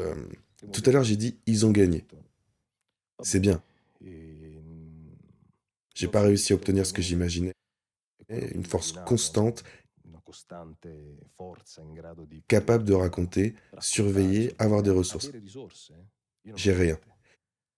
J'ai pas de maison d'édition, j'ai pas de journal que j'ai construit, je dois toujours me faire héberger. J'ai pas d'émission, j'ai rien. Tu veux dire que tu n'as pas construit tes propres canaux indépendants pour pouvoir Exactement. diffuser sans demander la permission Tout à à un fait. autre? Exactement, j'ai pas de... Tu es toujours à temps de le faire. Ce que tu me racontes aujourd'hui, c'est combien tu souffres du système dans lequel tu vis, mais qui t'a aussi beaucoup donné. Oui, j'ai réussi à naviguer dans ce système. J'ai réussi. C'était aussi d'autres temps. Il y avait aussi plus d'argent, plus de ressources. Aujourd'hui, quand les journaux ne vendent pas, l'argent n'est plus mis et les sponsors ont peur. Parce que souvent tu te dis, comment est-ce possible? Je fais des chiffres incroyables, je fais des podcasts super écoutés, des chiffres incroyables sur les réseaux sociaux, des vidéos qui arrivent partout, et puis l'entreprise elle a peur. Et elle a peur parce que tu es un sujet divisif, ce qui est en réalité la force de la marque, la force de ceux qui veulent soutenir la divisibilité. C'est-à-dire que je choisis une vision du monde. Et au lieu de ça, ils ont peur. Et donc, on se dirige uniquement vers le divertissement, l'allègement. Ou alors, par exemple, certains qui abordent uniquement l'aspect romantique, émotionnel des dynamiques. Et ça, par exemple, ça me fait me sentir complètement seul. Mais comment est-ce possible? Comment est-ce possible? Tu sais, une fois, Angela Merkel m'a invité. Elle m'a donné un prix en Allemagne. Elle était encore chancelière, et depuis la scène, elle a dit une chose qui aurait fait perdre la tête à n'importe qui. Moi, au lieu de ça, j'ai immédiatement répondu avec méfiance. Pas envers la chancelière, mais la méfiance envers cette émotion. Elle m'a dit, l'Allemagne est avec toi. C'est une phrase énorme. L'Allemagne est avec toi. Ça signifie que nous sommes là. Et là, j'ai immédiatement ressenti la peur politique. Parce que je me suis dit, ta nation, cette chose sera interprétée.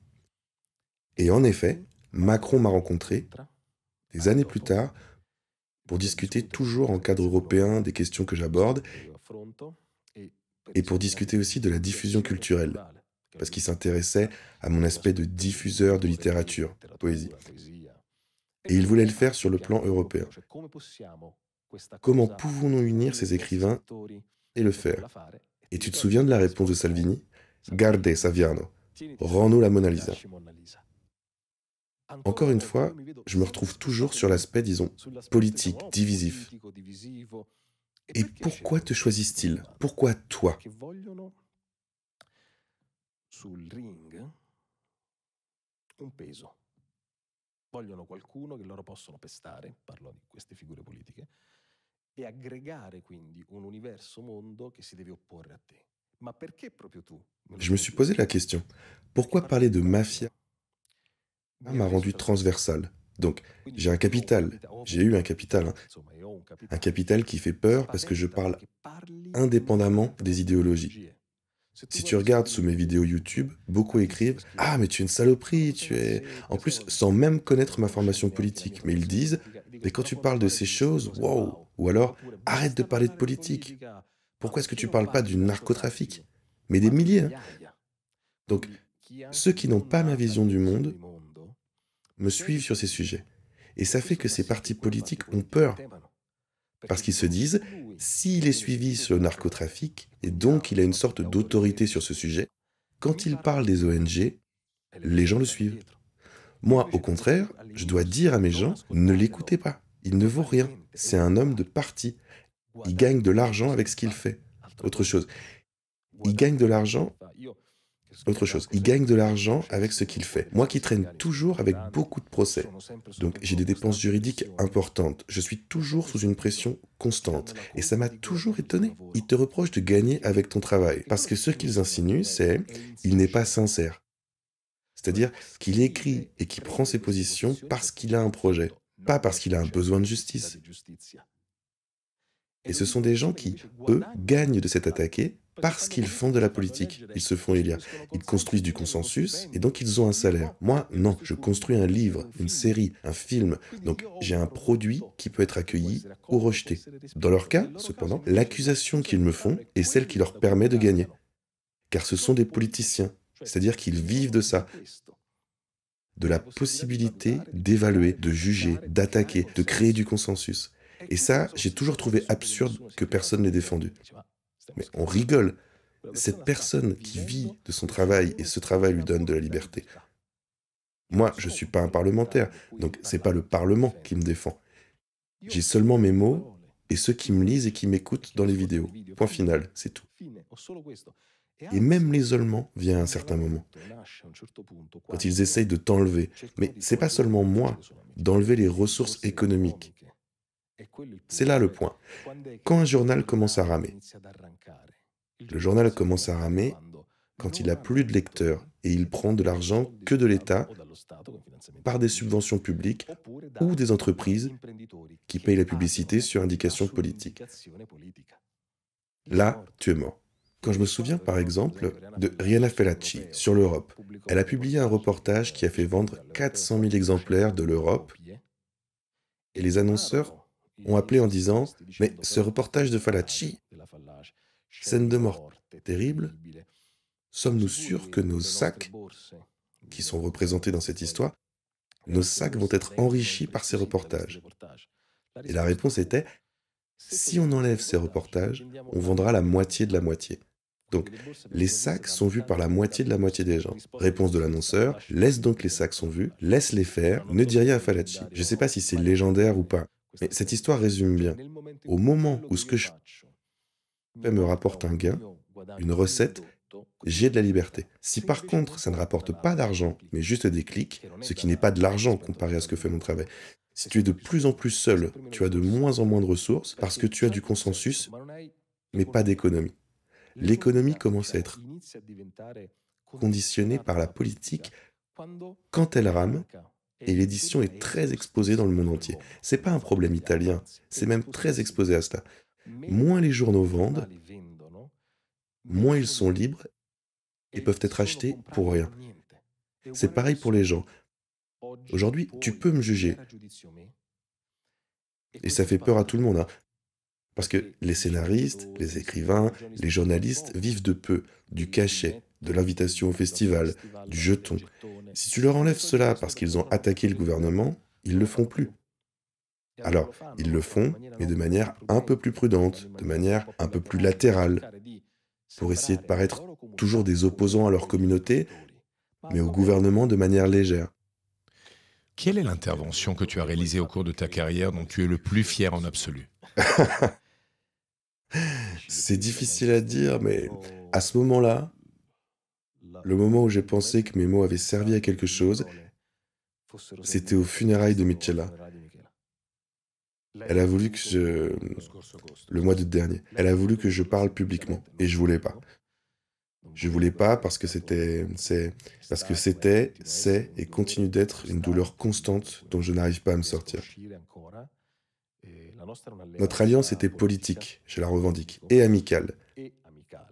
Mais politique dans le sens où nous choisissions ensemble comment avancer sur de nombreuses choses.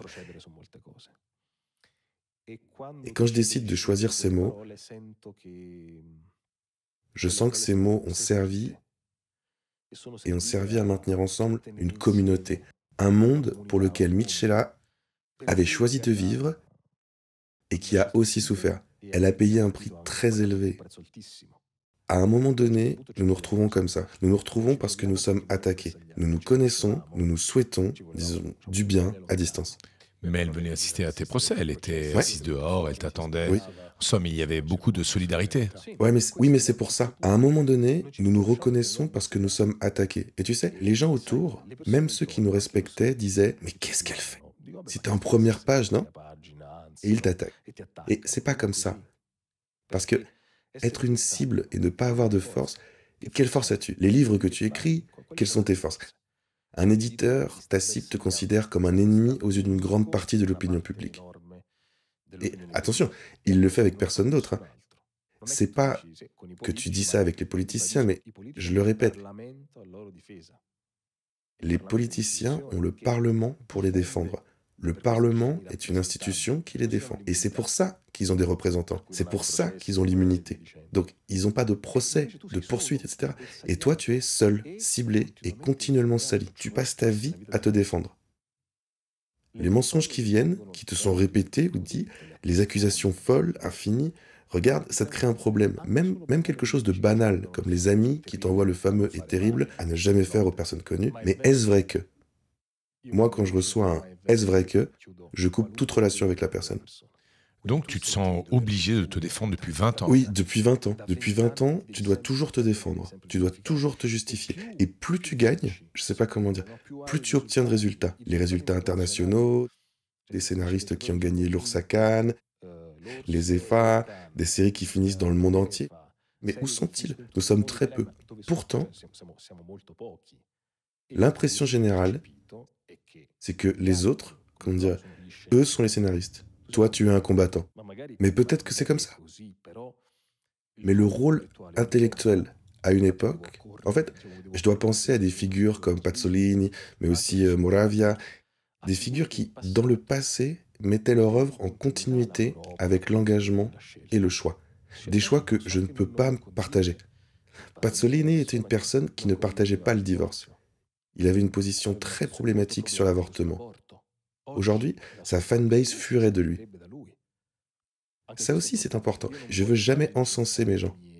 Je veux toujours créer des turbulences. Donc, le risque de vivre toujours ce conflit, je veux pas caresser le poil. Je dois être le contraire. Tu sais, ça me vient à l'esprit la phrase de Karl Jaspers.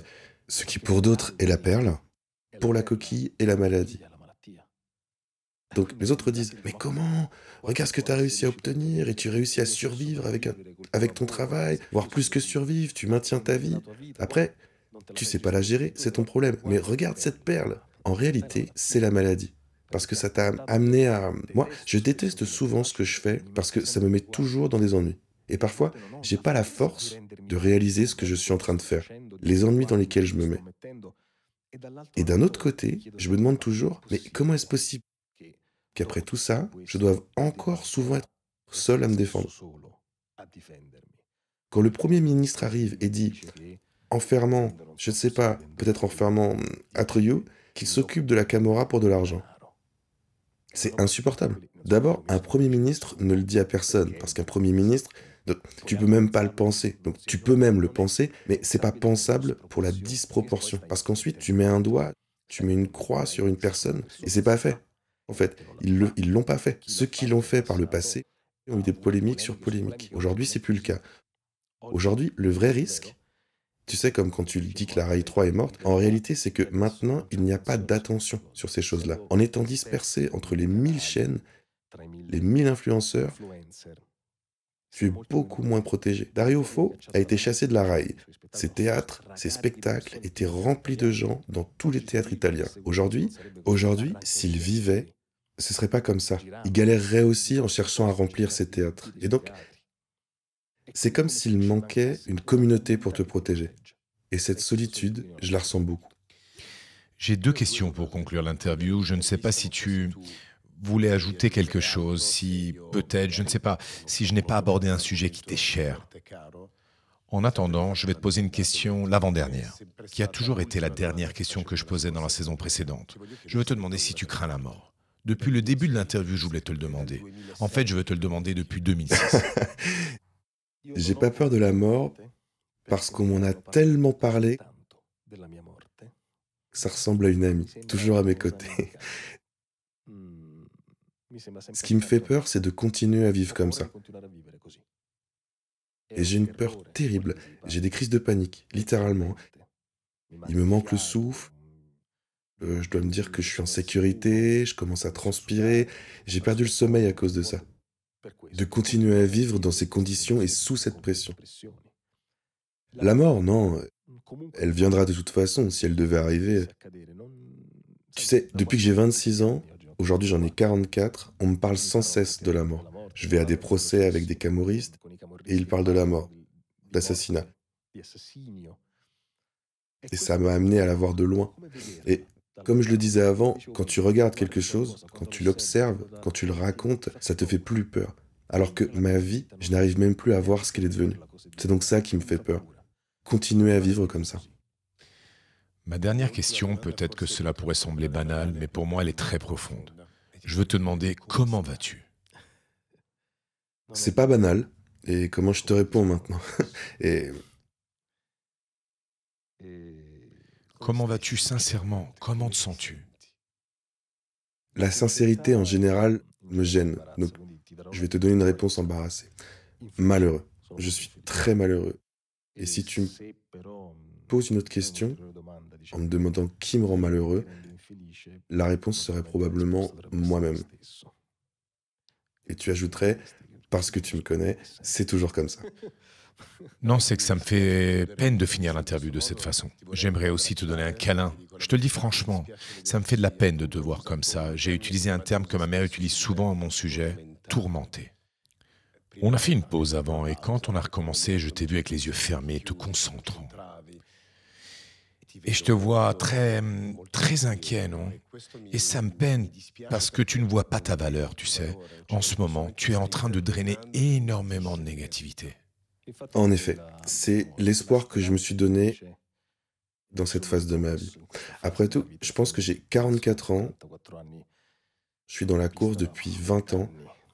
Peut-être qu'il y a une possibilité de tourner le gouvernail et d'aller dans une direction où il n'y a plus de conscience du bonheur. Moi, je l'associe beaucoup à la liberté. Qu'est-ce qui te rend heureux? D'abord, marcher. Par exemple, ceux qui nous écoutent doivent comprendre ce que c'est qu'une promenade libre, parce qu'ils ne la comprendront que lorsqu'ils la perdront, lorsqu'ils perdront cette possibilité. Et tu sais, la dynamique est terrible, la dynamique humaine. C'est que nous prenons conscience de la valeur des choses quand nous les perdons. Et c'est là la beauté de la littérature, qui te permet de donner de la valeur aux choses juste avant de les perdre. Et je n'imaginais pas que les promenades, vraiment les promenades, seraient si fondamentales dans la vie. Et un jour, un garçon, Fok Melik, s'approche de moi et me dit: As-tu vu combien de garçons et de filles handicapés viennent à tes rencontres? J'ai répondu: Oui, cela me fait beaucoup honneur. Mais tu sais pourquoi? Et je lui dis: Pour la première fois, tu me poses cette question, mais c'est vrai que c'était en moi. Pourquoi donc tant de gens? Parce que tu es handicapé, me dit-il. Et je lui réponds: Oui, ça me revient, mais aide-moi à comprendre. Ah, je pensais que tu comprenais, que tu savais. Et il me taquine un peu. Puis il ajoute: Mon problème, je l'ai déjà résolu. Je suis né comme ça, je le gère. Mon tourment, c'est de ne pas être libre, de devoir dépendre, de ne pas pouvoir avoir une voiture, de devoir dépendre de quelqu'un quand je vais aux toilettes, de devoir demander à quelqu'un. Et cette personne doit savoir où je vais, quand j'y vais. Et c'est ce que nous voyons en toi. Tu dois demander à quelqu'un. Tu n'es pas libre, tu n'es pas autonome. Le handicap, c'est ça. C'est pas le corps. Ou plutôt, c'est pas seulement le corps qui te limite à un moment donné. Tu le gères, tu y es. Et c'est là qu'il m'a dit, comprends-tu ce que c'est la barrière architecturale? C'est pas un vice, c'est pas un privilège, c'est permettre aux gens d'être libres, donc vivants. Et puis il m'a réprimandé, c'est-à-dire que tu n'es pas ton problème. À un moment donné, tu as commencé à coïncider avec ton problème, n'est-ce pas?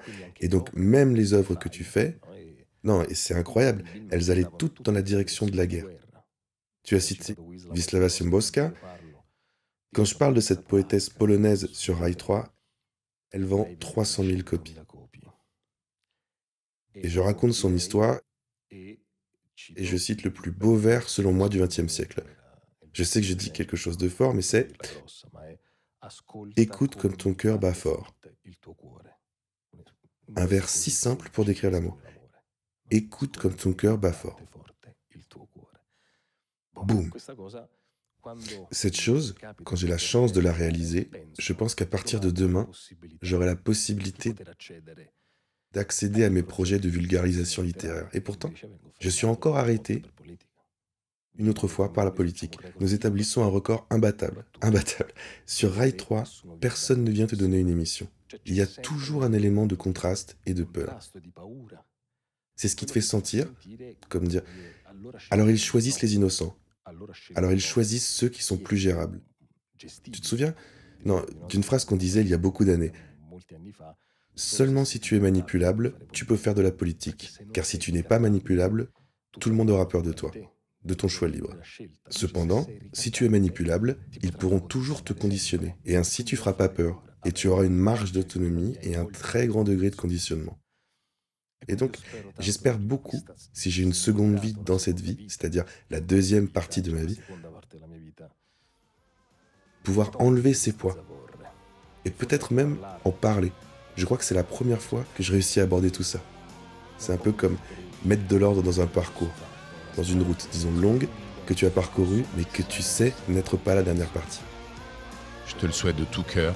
Merci. Nous avons terminé. Merci Robert. Merci beaucoup. Merci beaucoup.